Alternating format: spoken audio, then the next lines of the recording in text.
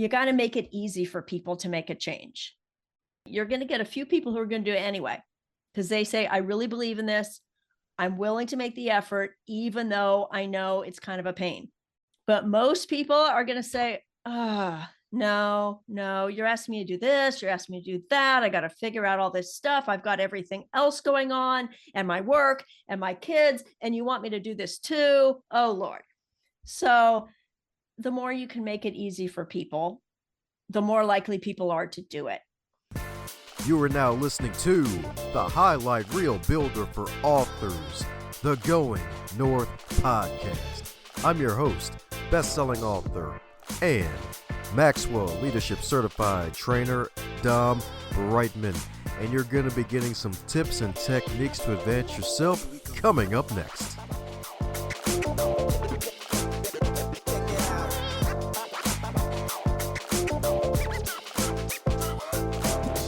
Today's episode is sponsored by both books, Going North, Tips and Techniques to Advance Yourself, and the follow-up bestseller, Stay the Course, The Elite Performer's 7 Secret Keys to Sustainable Success.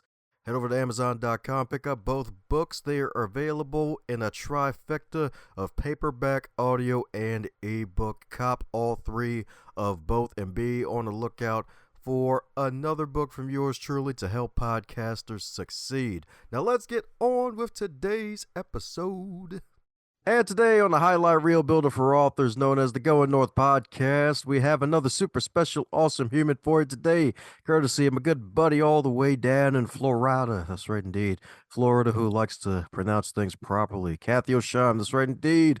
The CEO who is not in Colorado, indeed, because she hooked me up with one heck of a super special, awesome guest in the building, folks. That's right, indeed. That's right, indeed. Because if I'm not mistaken, it's probably going to be Earth Day by the time this episode comes out. And we got a sustainability expert in the freaking podcast house, indeed. So let's give it up for the award-winning author, folks, who is a speaker, consultant, and entrepreneur, the JG herself, Julia Goldstein, PhD. Baby, how you doing, Dr. Julia? Doing great. Thanks for that intro. Oh, yeah. That's right, indeed. One of the better parts of the show before the rabbit holes appear. That's right, indeed. Sometimes the rabbits don't always have batteries or drums. Maybe drumsticks, though. That's right, indeed. That's right, indeed. Well, speaking of drumsticks, I heard you didn't stick to one solo path. So, my goodness, mind filling listeners in on a bit of your backstory of how you got to where you are today, since it's your first time on the show. Yeah. Well, yeah. What do you want to know? I don't know. It depends on how far I want to go back. You want to go to the womb? You want to go to 13? You want to go to 15? Because I already know you're probably like 27, so you probably don't have to go that far back. Ha, ha, ha. Well, just to set the record straight, sometimes I tell the story called 18 Kids in a VW Bus. And this was when I was in 5th and 6th grade, and my teacher, Mr. Riley, he would pile us all into his VW bus and take us on field trips. And this was before we had seatbelt laws. So it was a few decades ago, let's just say. And we'd go all over the place. And one of the things we would do is we would head to the beach. I lived in San Diego, and we would pick up aluminum cans because the elementary school had a contest for which classroom could bring in the most aluminum cans for recycling. And this was back when aluminum cans were still kind of new. And sometimes there were still the steel cans, and those had a seam and you had to be able to tell the difference. Anyway, so most of the kids, they'd drink whatever they drank at home and they'd bring in a few cans. Well, not Mr. Riley's class, because we'd go to the beach and we'd pick up all those extra cans from the beach, these big plastic trash bags. So his class always won the contest. And I suppose it'd be a nice story if like, oh, and then I became really into recycling and saving the earth and all this kind of stuff. But that's not exactly how it happened. It took me a few more decades. So it was like one of those Paul and Damascus moments in the Bible where you saw this random light when you're teaching kids music, and it was like, darn, I got to save the earth. Yeah, it's not as simple as that. And I guess also, the 80s happened anyway. I would say that it's really, I started just becoming disenchanted with just writing about technology. So I, at that point, like in the early 2000s, I was writing for a journal in the semiconductor packaging industry. So I'd come from being an engineer. It's a whole story here, right? Got degrees in engineering and material science, became an engineer working in semiconductor packaging. And then I had switched over to kind of the journalism side because I'm one of those strange creatures, the engineer who can write. So that's part of what makes me different from a lot of people. And then I guess it was about, it kind of evolved over time. But by 2017, I'd been writing professionally for quite a few years. And I thought, well, I should have written a book, right? How am I really a writer if I haven't written a book? And so I just started thinking, well, what am I going to write about? And realizing I'm this materials geek. I love material science, right? I got these graduate degrees in material science, metals and plastics, and it's all these cool materials that engineers are inventing. But then there's a lot of environmental and human health problems with these materials. And so how can we help people better understand where the stuff comes from, how it's made, and how it can be made better? So that was my journey into authorship. So I'm talking about indeed. So I'm talking about indeed.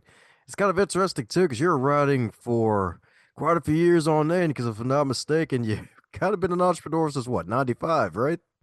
Sort of. I mean, I guess yes, I've been self-employed in some form or another since 95. I think at the beginning it was kind of dipping my toe in with projects and contracts here and there. And my current business I founded in 2011. So I had taken a number of career detours, shall we say. There you go. All the detours indeed. So my goodness, so when did you discover your love for writing? Well, it's interesting because it was more looking back. So in 2000, when I was realizing, well, I was kind of the engineer who would write. And so it kind of made sense to look for opportunities to do writing in that area because it was just sort of how I tended. But then I looked back further and I realized, oh, when I was in college and we had these programs called Engineering Clinic, is a great program. It's for engineering students, and they pair a team of 4 students with a company, and the students help solve a problem for the company. I mean, not something mission critical, right? More long term, and they might use it. And I realized I was the team leader, which meant I was the liaison with the person at the company. And my team members were doing more of writing code because I decided to do a software one because I was kind of afraid of software. And I thought, okay, I should do a software program just to kind of get me past some of that. Anyway, so I did write some software, but I still don't like writing software. So there's loads of other people who like to do that, which is great. Anyway, I was writing most of the report. And when I was a kid, I mean, I always loved to read from way, way early on. And I would write stuff. There's stories and things that I would write. I don't think they were very good. I didn't really get good at writing until I started doing it professionally. But I've always been interested in teaching. That's another thing. There you go. That's right indeed. The PhD to professor, y'all. That's right indeed. I'm sure you've collected many apples. That's right indeed. That's right indeed. Because if I'm not mistaken, music teacher, right? From your love of piano and the flute, if I'm not mistaken. That's right. Yeah. So when I said career detours, yeah, I spent 6 years teaching elementary school music. And that came about when my kids were in elementary school and all the funding had been taken away So the schools didn't really have much in the way of a music program at all. And I found out about this organization called Music for Minors. They brought music teachers into schools because I remember thinking, well, maybe I could offer something to the kids, but I don't know how to teach music. I've been playing music since I was 7 years old, but I don't know how to teach it. And then this program included a course that taught you how to teach music. I did that. I brought that program to my kids' elementary school, and I was a volunteer docent in that program for years. And then people knew me and said, oh, this school is looking for a teacher. And I actually got paid to teach music at several schools. Not much. They don't pay very much. Still, I don't know. I had fun, especially I loved second grade was my favorite because those kids are old enough to understand and grasp some musical concepts. And they're young enough that they can have fun just singing silly songs and they don't feel like they have to be cool and say, no, this is dumb, like some of the older kids would do. So I'm talking about indeed, as I'm talking about indeed. So, were there any aspects of the teaching that probably made you a better overall entrepreneur today? Well, it's learning to be flexible because if you're teaching second graders, stuff isn't always going to go as planned. Let me tell you. And being creative and being willing to just try something because you can learn a lot from the kids, right? Where they will just be willing to try stuff because they're not afraid of looking foolish or of, oh no, it's not going to work out. And so I think I decided, yes, I really want to work with adults and I want to go back to my roots with engineering and writing and all that. I still think that it was, well, anyway, I think I learned a lot from the kids. And just what I've realized about myself is that teaching people things and then seeing their eyes light up and they get it and they learn something new and they say, oh, now I didn't realize that. I hadn't seen it that way. That lights me up. Sweet. That's what I'm talking about indeed.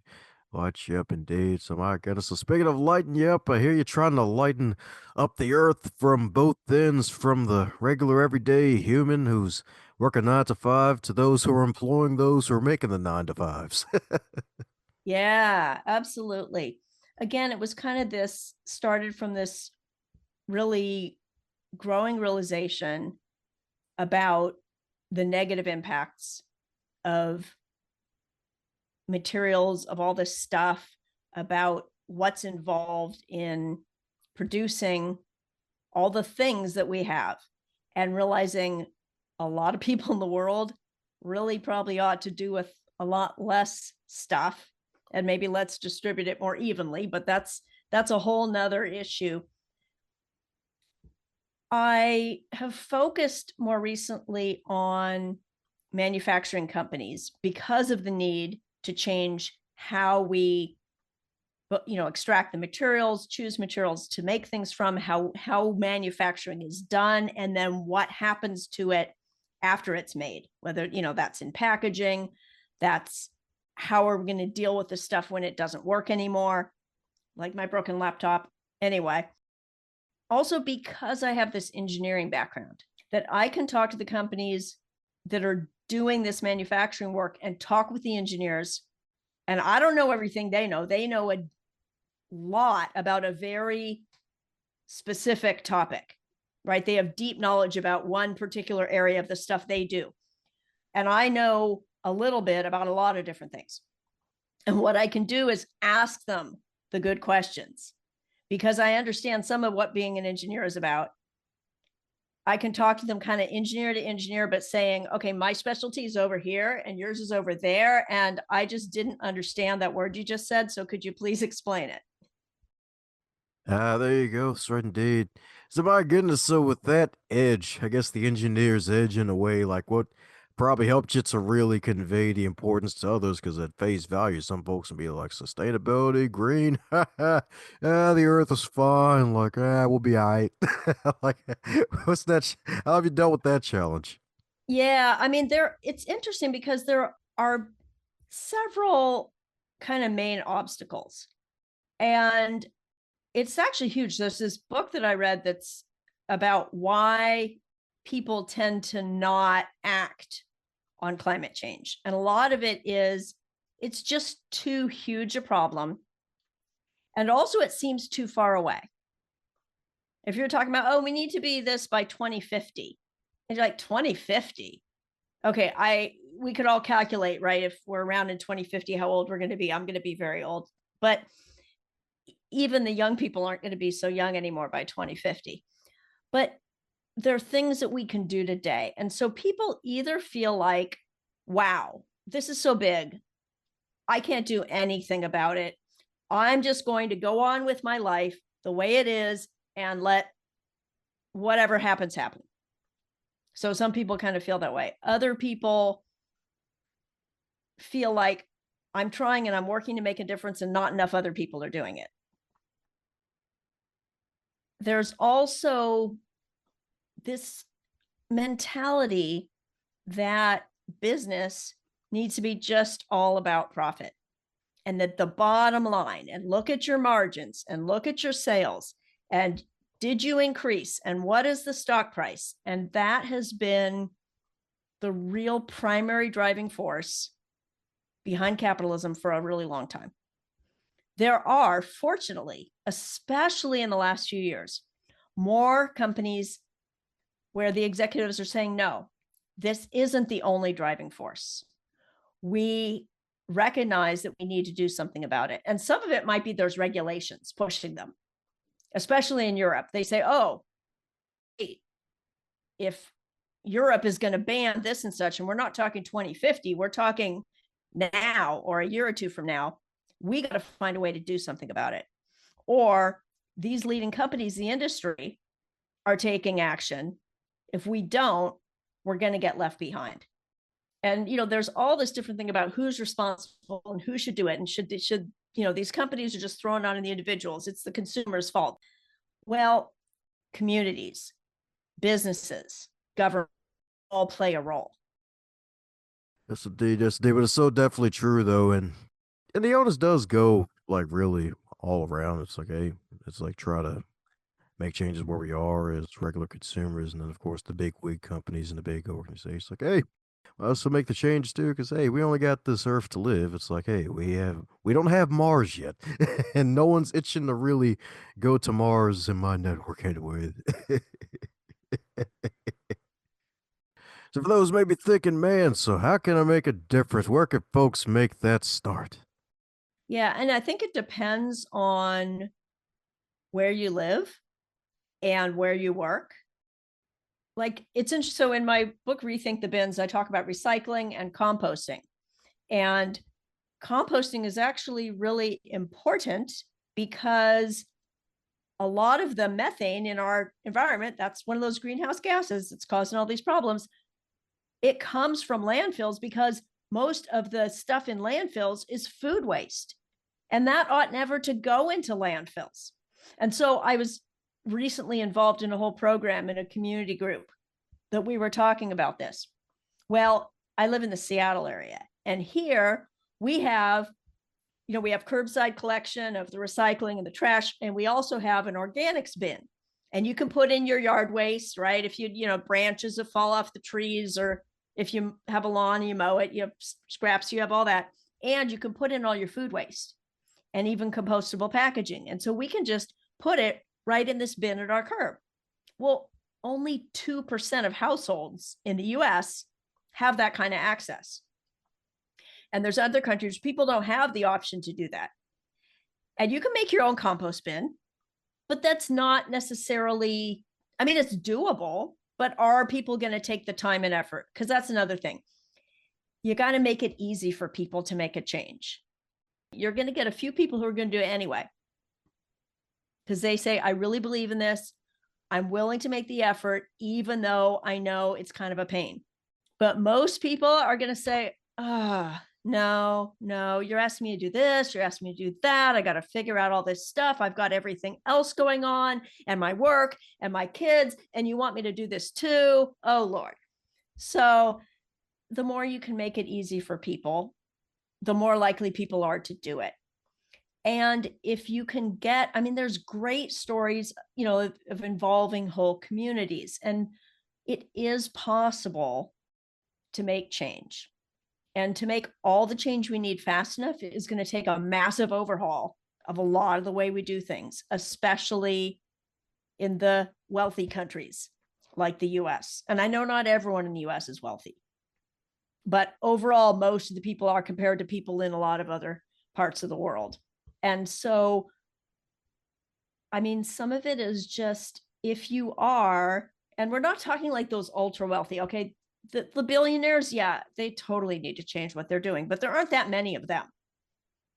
There are a lot of people who can choose how much stuff they're going to buy and where they're going to buy it from.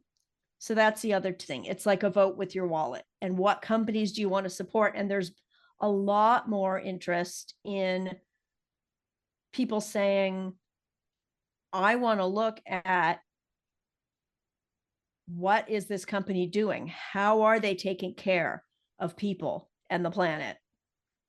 And I want to prioritize buying from companies that are doing that versus the opposite. Yeah, that's what I'm talking about. Dates. I'm talking about dates, right? Got to make it as easy as possible for folks. That's right, indeed. That's right, indeed. Especially when it's like, oh, time is of the essence. It disappears. That's right, indeed. It disappears so fast. It's like, how do I make this change? That's right, indeed. Got to start small, as they say, indeed. So how was that for you? Like making that, or should I say, making multiple changes in your life yourself? Because I'm pretty sure there might have been a learning curve for you in the beginning, especially decades earlier when there probably wasn't as many chances as there are now. Well, yeah, I mean, that's the thing. When I moved to the Seattle area in 2014, suddenly I had curbside composting because I actually tried to do backyard composting when I lived in California, but it didn't work out very well. Let's just say that. But there's a lot of other changes as I've become more aware of these kind of things. Like I don't buy Ziploc bags and plastic wrap anymore. Well, does me just not doing that, how much difference does that make? What if everybody just didn't buy that stuff? Well, guess what? Then the stores might not make it.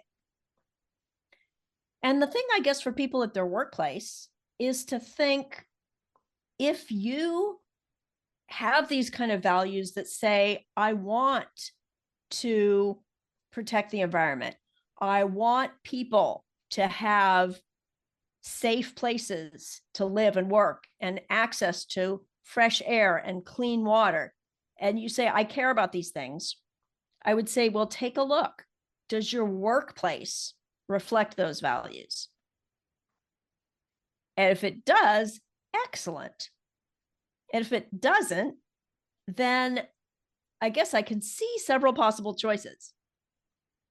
One is, can you make changes at your workplace? Do you have the authority and the ability, and is someone going to listen if you suggest changes? If you say, okay, some of what we're doing is great. I know we're trying to make this product that helps these people in this way, but what about this other harm? And what can we do about it? And if they're going to listen, then you might have an opportunity to have some kind of like a grassroots even movement within your company. At some places, that just might not be possible. So either you just kind of continue with your work and just pretend it doesn't bother you, or maybe you find a different job. And that's a big threat for companies. If enough of those employees, especially the younger ones, start saying, I'm not going to work for that company because I don't like what they're doing, then all of a sudden they're losing workers and they can't attract the people they need to hire. And so they're in a real tough spot. And so that's where the workers have the power to say, no, I want to work for company A instead of company B because of the way they treat people.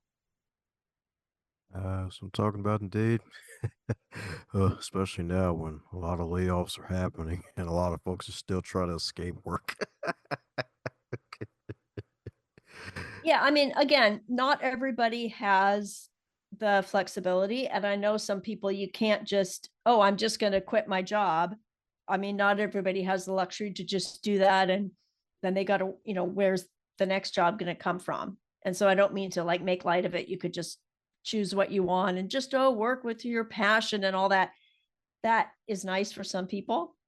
And I recognize that it doesn't work for everybody. And I know that there's, some work that is maybe going to seem like drudgery, but hopefully there's opportunities for a lot of people to find value in what they're doing. I mean, I think there's just, I don't know, I'm trying to remember this, one story where the people are they're making some building and they ask, these workers, what are you doing? Oh, I'm laying these stones. And okay, I'm laying these stones, I'm putting this together. And this other person says, I'm building this cathedral, right? And he's like so excited because it's going to be this amazing, beautiful building. And he sees that he's part of it. And that's where I think working for the companies that are doing something you value, even if your work seems like it's really mundane or it's not necessarily directly related to the thing the company's doing, right? There's all kinds of different support roles that people play that you can find meaning in your work if you're working for a company that you believe has a mission and a purpose that is positive, that you want to be part of. Heck yeah, that's right indeed. Something you want to be part of indeed. That's right indeed. That's right indeed. So my goodness, so since it's far from your first rodeo on these podcasts, is there a question that you wish folks would ask you more often when you're on the guest side of the game? Oh, every podcast is so different. I find, different hosts run them different ways. A funny thing is I'm working on my fourth book now, and I've been conducting interviews. And one of the questions that I actually ask people at the end is there something else you wish I had asked you? And people usually freeze up on that. It's like, I don't know. I think you covered everything.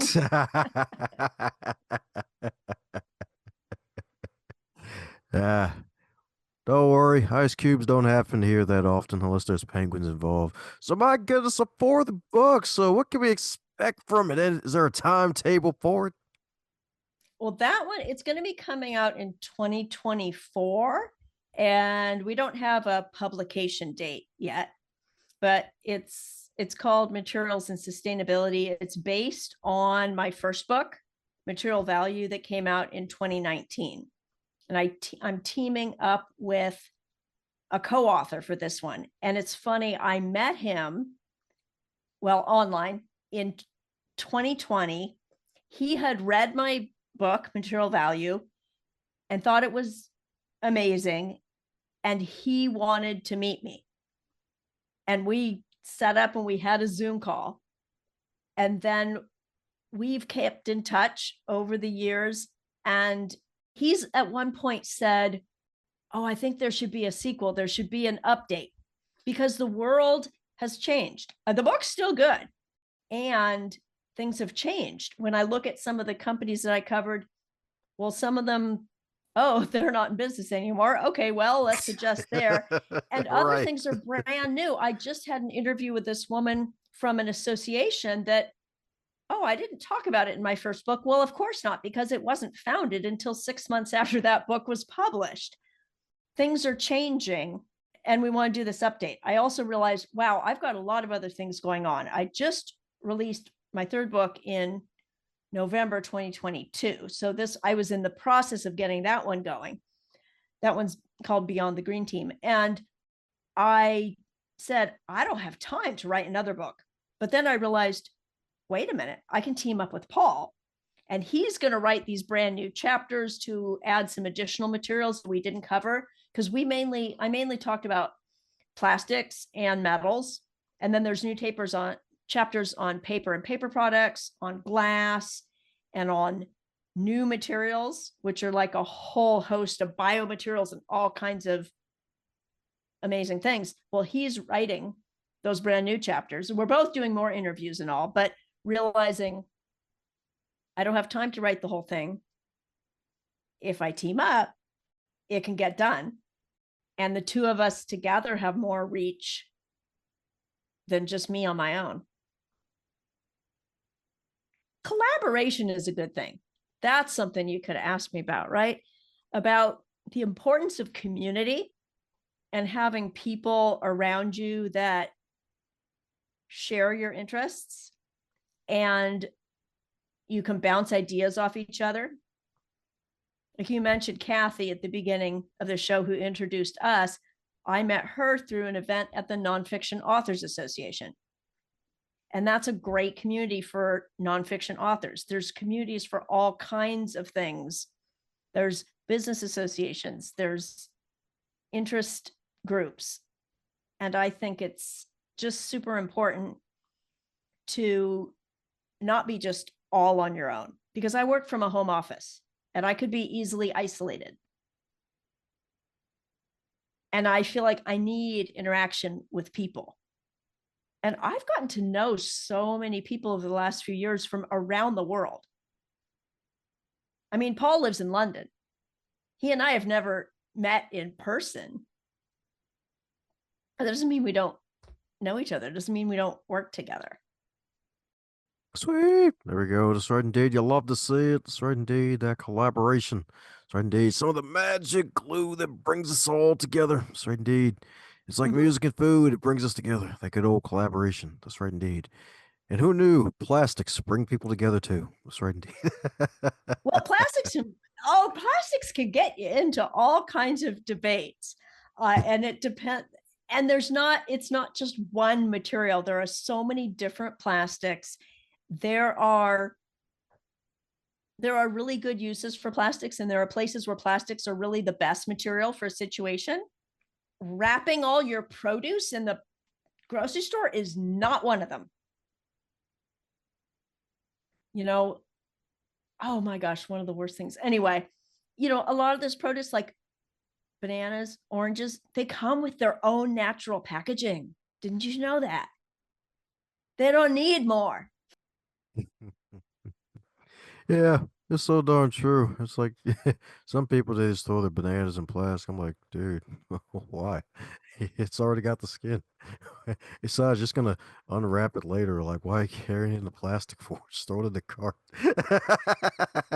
You'll be fine.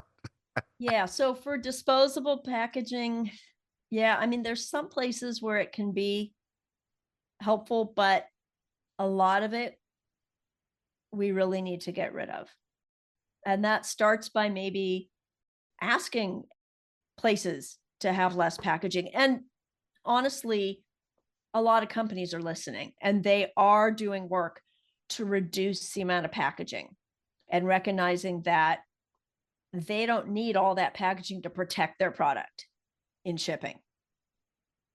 I mean, you don't want to package it so little that you ship it and then it breaks, because that's no good, or it's all smashed up, right? You don't just want to toss a bunch of tomatoes all into a loose, all loose rolling around. They're going to get kind of mushed up. But there are better ways than putting plastic around everything. But hard plastics that are durable and light and don't break can be really a much better answer. I was in this zero waste group online and somebody was saying, oh, I really want to find, can I find a big glass jar to store my 5-pound bag of flour? And I'm thinking, I want to tell you something. I've got plastic Tupperware that I use to store my 5-pound bag of flour. It's designed exactly to store that size. And I've had it since 1990. And the outside's a bit scratched. It still works. Anyway, and Tupperware is making more of their products from recycled plastic. I don't know if you knew that, but just random fact. Sounds like there's a Tupperware party waiting to happen now. Woohoo! Recycled plastic, Oh yeah, I remember my mom first got Tupperware, and it had these orange colors, And then the lids had these kind of, I don't know, it was like almost like a flower design on it, and you push it down in the middle and it seals. And she got that because she used to just store the flour just in the paper bag it came in. And one time insects got into it. And then that was really nasty. That was when my mom decided to get the Tupperware. And she had that for decades. Heck, she might still have that. I don't know. There you go. That's right indeed. Name of the game: have longevity like Tupperware. You love to see it. That's right indeed. Sustainability and longevity indeed. So my goodness. So speaking of flour that leads to cakes and all sorts of baked goods and food, got a fun question for you. And since the fourth book's not out yet, we'll go with your wonderful Beyond the Green Team book. So if that book Okay. were a food, what would it be and why? If that book were a food, that book would be a pot of chili. In a chili, you put together a lot of different things that all meld together to make one delicious dish. And in Beyond the Green Team, I talk about the importance of collaboration and of different employees from different departments all working together towards the same kind of sustainability goals, and also collaboration between different companies. And the idea that even if you're competitors, you can still work together on the goal of sustainability. So the bell peppers, the red peppers, the green peppers, the yellow peppers, the onions, they can all mix together in one pot, and they don't have to fight over who's the best. And then they can make a delicious chili, and they can bring in all kinds of beans in there too. And see, if you keep the chili vegan, then you're really more healthy for the environment than if you bring in meat. But hey, that's just my opinion. No, actually, that is true. It is better for the environment to have the vegan chili, and it being delicious. That's my opinion. There we go. That's right indeed. That's right indeed. The chili in the big old pot, y'all. You'll love to see it. That's right indeed. That's right indeed. It's chili indeed. It's green team chili. You'll love to see it. That's right Yeah, indeed. the green team chili. So you got to make sure you use the green bell peppers in there, along with the other colors. Heck yeah. That's right indeed. And then I guess it Oh, becomes and rainbow chili. jalapenos. Those are good too. Those are also green. Green vegetables are really healthy for you. Oh yeah. That's right indeed. That's right indeed. If you see green, that means you're on the right track. That's right indeed. That's like the mouse on a tree. Let me stop. But the My other goodness. thing with the green is just because somebody puts a green symbol on it, they draw a little green leaf and they say we're eco-friendly. You got to look a little deeper to say, is it really? Right? Is that a real green pepper, or is it just a plastic one? Oh yeah, that's right indeed. That's right indeed. That's right indeed. It's like how vegan extends to shoes now. It's like, yep, we didn't use leather on this one, folks. We totally didn't use leather. It just feels like it. It's pleather. It's totally not leather. Okay, maybe it's leather. It just don't feel it too much. Just don't eat the shoe. Don't do it. Unless it's your dog. That's a whole different story. If you eat the shoe, then well, that's a different conversation. Don't call us and we don't call you. Oh, I've got a blog post where I talk about shoes. Ooh, is there water in the shoes? Oh man. Well, well, before we get into one of those rabbit holes, keep on talking about, we're coming down to the magical question that every guest gets to receive, and that is, if you know, wake up tomorrow and you're 25 again, but still in 2023, what advice would you give to yourself? Oh man, I wrote a whole essay on that topic. What would I tell my 25-year-old self? I'm trying to remember some of what I said there. Recognize that you don't need to have all the answers right now. The decisions that you make will change your life. And if you don't like them, if you don't like how it's turning out, there's usually a chance to switch and make a different decision. A lot of young people think, okay, I need to go and get a degree in this and then have this particular job, and this is what I'm going to do. Although I think not as much anymore. I think a lot of people have more of a kind of flexible attitude. But back when I was 25, that was kind of, well, this is what I'm supposed to do. I have this degree in this, so therefore I need to work in this area, and recognize that you don't.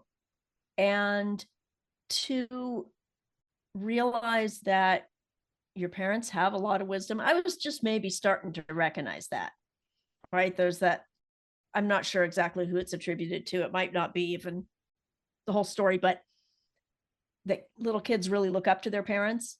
And then there's a point, right, where they're teenagers, the parents get really dumb. And then eventually the parents get smart again when the kids get older. But just also, I guess I would tell my younger self is believe in yourself, and things are going to happen that are going to give you way more patience than you can ever imagine possessing. You will adapt, you will learn, you will grow. And by the time you're in your 40s, you're going to be doing triathlons, and you're not going to believe this, but it's going to happen. Anyway. Yes, you heard that right, folks. If you do the work now, you'll have a gun show at 40 like Julia. That's right indeed. That's right indeed. That's right indeed. Instead of PhD is PHA. She's got pretty hard abs, y'all. That's right indeed. That's right indeed. That's right indeed. She's like, yep, I keep my Michelangelo statue hidden for good reason. She's got the mom muscle, y'all. So I get us up for those that need to keep in contact with you and be on the lookout for when book 4 arrives and buy all 3 copies of 3 of your books before then. What's the best way for folks to do so? You can find me at JLFGoldstein.com and JuliaGoldsteinAuthor.com. I will give people a coupon code to get 50% off any of the digital editions of my books that are at jlfgoldstein.com/bookstore. And they can say, how about North 23? You put in North 23, 50% off everything. And you can just learn more about me. You can connect with me on LinkedIn. Find me, I'm Julia Goldstein there. And I look forward to connecting with you and answering your questions. Sweet. Well, there you have it, folks. Indeed, we're going to put a link to Julia's site in the show notes, indeed. So connect with the good doc herself. That's right, indeed. That's right, indeed. That North 23, you get half off. That's right, indeed. If you want to flip a coin and get heads, but you wanted tails, it's okay. You got 50% off. Indeed. That's right, indeed. And if you wanted those tails but got heads, it's a-okay. That's right, indeed. Julia's got you covered, indeed. She's got you covered like a blanket. That's right, indeed. She's got you covered like a recycle bin. That's right, indeed. That's right. But don't worry, she won't turn you into compost. It's okay. It's a-okay. Oh, well, no, indeed. people can be composted, but not before they're ready to die. So yeah, I want to encourage people to kind of think before you buy stuff, think before you throw away stuff or recycle stuff. Where does it go? How can it be reused? Is it really garbage? And if it is really garbage, then throw it in the trash, but maybe buy less of it next time so you make less garbage. There you go. Okay, so you're that right, folks. Avoid close contact with Julie, or you might become compost. All right. All right. So we got the message correct.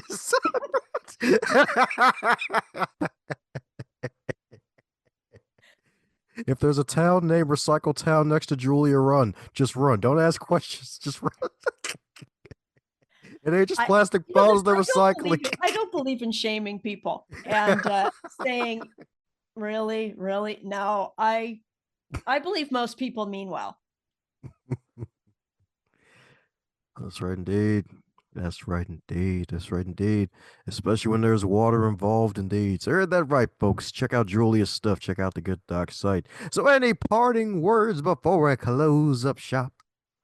Just to say thank you for having me on the show and to let people know that even if you think, oh, I'm just one person, there's something you can do to make a positive influence on people, on the environment, the people close to you, your community. So do one thing and then do one more thing. Thanks a bunch for investing your time by listening to this wonderful podcast today. I hope you enjoyed it, and if you really did, do me a solid and leave a review or share this episode with at least 3 people that you think would get some value out of today's content. Advance others to advance yourself.